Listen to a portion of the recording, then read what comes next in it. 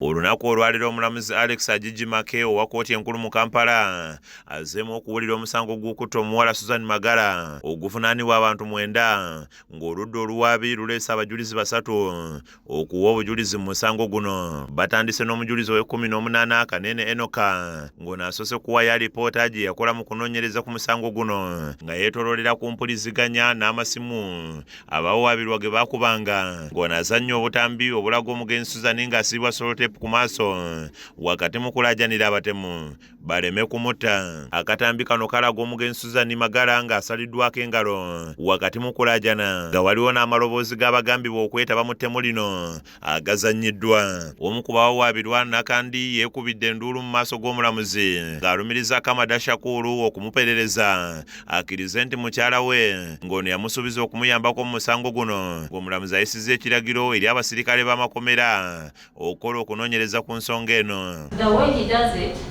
he pretends as if I'm his wife. So he keeps asking me about his matter. How far have you gone with my matter?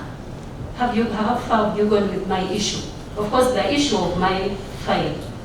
He wants me to be with him. He wants me to accept that he's my husband, and he comes in a way as of helping me out to get out of prison.